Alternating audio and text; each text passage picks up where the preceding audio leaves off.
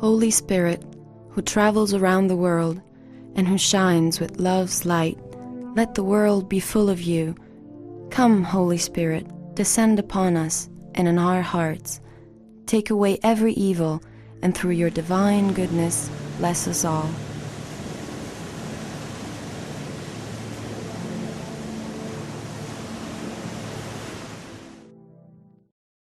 It is the 25th of June, 1981. At Medjugorje, a group of youths is walking on a hill which overlooks the little village. This is in ex-Yugoslavia, not far from Mostar. The summer has just begun. It is late afternoon. The apparitions of Medjugorje are directly linked to Fatima.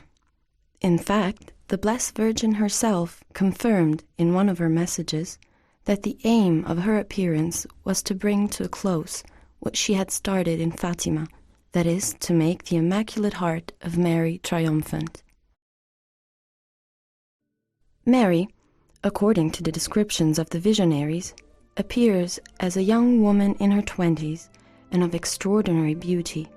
She wears a grey, light blue dress and a white veil on her head. She addresses the visionaries with extreme sweetness and every time calls them dear children. At the end, she leaves them saying, "Thank you for answering my call." With every message, Mary, the exemplary mother, lets her immense maternal love shine through the youths and to each one of us, and each time sends a feeling of peace and joy to the heart and the soul. This is a time of grace that God gives you, Mary often repeats, thus making us understand that her presence in this moment in history of humanity is a priceless gift from God. It is up to us not to underestimate the immense grace of her presence, listening to her messages and putting them into practice. Reflecting upon them, we will understand how deep and useful they are for our conversion.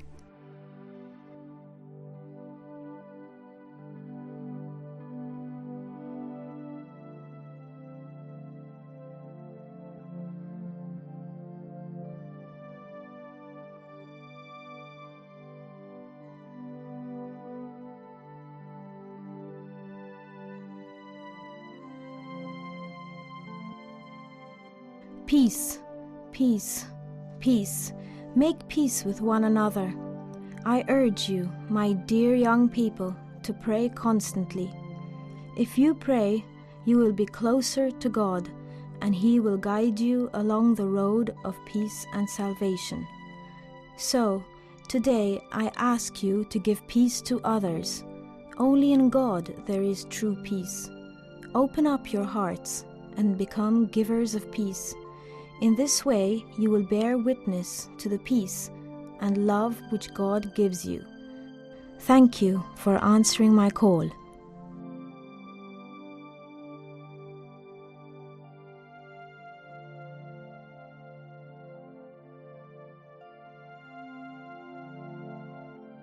Dear children, today I am with you in a special way, and I bring you my maternal blessing of peace. I pray for you, and I intercede with God on your behalf until you understand that every one of you is a bearer of peace. You cannot have peace if your heart is not at peace with God. For this reason, children, pray, pray, pray, because prayer is the foundation of your peace.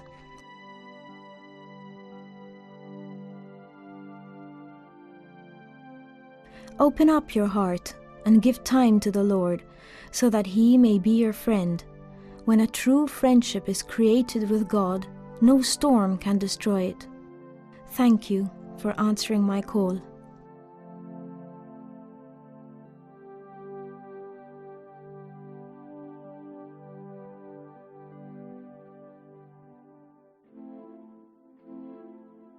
Dear children, today I ask you to unite your life with God the Creator, because only in this way will your life have meaning, and will you understand that God is love. God sends me among you for love, to help you understand that without Him there is neither future nor joy, but above all there is no eternal salvation. Children, I ask you to turn away from sin and embrace prayer at all times, so that in prayer you will be able to recognize the meaning of your life. God gives Himself to those who seek Him. Thank you for answering my call.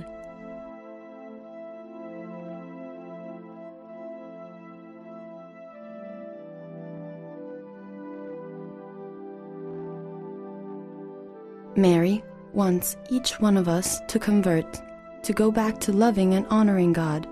She points to conversion as being a condition for peace. Conversion is purification of the heart, which has to be clear of sin.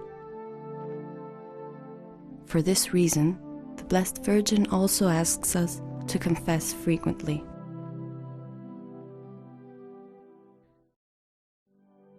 On the 2nd of February 1995 in Civitavecchia, the day of the feast of the presentation of Jesus at the temple and the purification of Mary, a little plaster statue of the Blessed Virgin, coming from Medjugorje, started weeping blood. The image represents the Queen of Peace.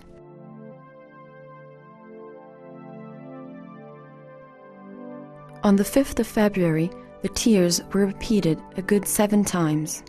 It is the day for life, in which the Church asks us to reflect on the right to life of every human being, from conception to natural death. Wars, violence, murders, abortions, experiments and destructions of embryos, euthanasia. Mary, Mother of Life, perhaps cries too for these assaults on human life. The tears continue altogether 14 times, up to the 14th of March, in the presence of many credible witnesses, many of whom have made a solemn declaration of the facts presented to a special theological commission.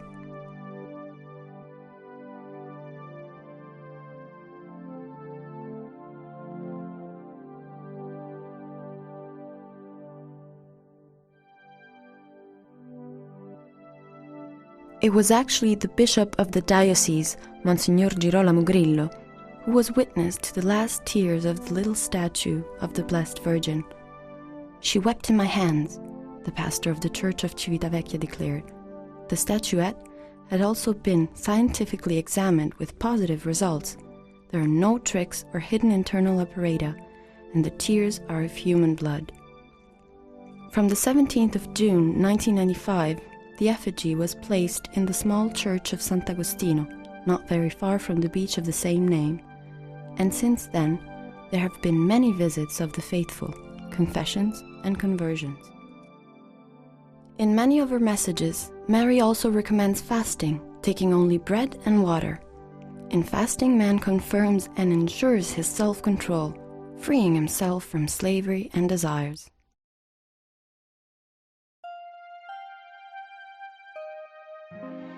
Dear children, today I wish to open my heart to you as a mother and ask you all to pray for my intentions. With you, I would like to renew prayer and ask you to fast.